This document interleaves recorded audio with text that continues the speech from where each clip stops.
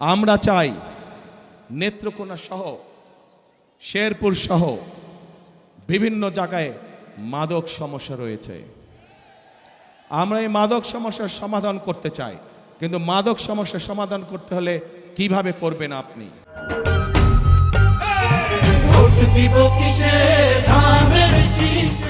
মাদক সমস্যার সমাধান করতে হলে আমাদেরকে সেই তরুণদের, সেই যুবকদের কর্মসংস্থানের ব্যবস্থা করতে হবে।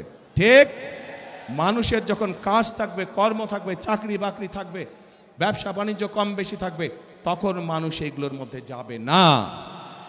আমরা সেই পরিবেশ তৈরি করতে চাই।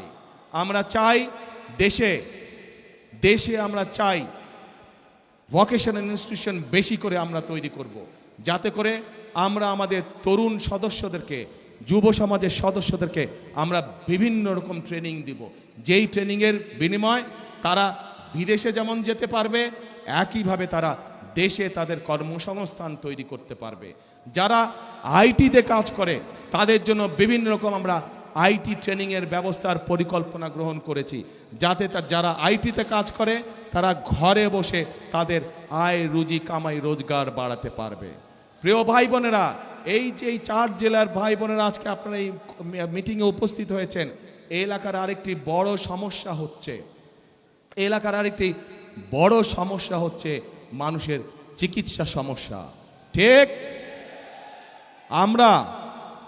আমরা ময়মনসিংহ সহ আশেপাশের জেলাগুলোতে যেই 4 জেলার ভাই বোনেরা আজকে উপস্থিত হয়েছেন, এখানে যেরকম আমরা জেলা হসপিটালগুলোকে আরো বড় করতে চাই, একইভাবে আমরা হেলথ কেয়ারের অ্যাপয়েন্ট করতে চাই।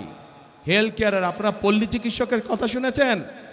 পল্লী চিকিৎসক শহীদ জিয়ার সময় ছিল, যারা গ্রামে গ্রামে ঘরে ঘরে মানুষকে গিয়ে চিকিৎসা দিত, ছোটোখাটো রোগ বলে অসুখ বিসুখ তারা সেখানে চিকিৎসা দিত।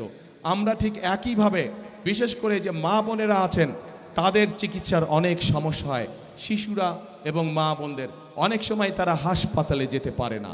আমরা চাই এই মা বোনদেরকে সুচিকিৎসা দেওয়ার জন্য, আমরা চাই মা বোনেরা সহ শিশুরা যেন ঘরে বসে চিকিৎসা পেতে পারে, ছোটোখাটো অসুখ বিসুখের চিকিৎসা যাতে তারা সেই সেবা যাতে, সেই জন্যই আমরা চিকিৎসা ব্যবস্থাকে উন্নত করতে চাই। চিকিৎসা ব্যবস্থা আমরা হেলথ কেয়ারার নিযুক্ত করার মাধ্যমে চিকিৎসা ব্যবস্থা আমরা তাদের ঘরে ঘরে পৌঁছে দিতে চাই।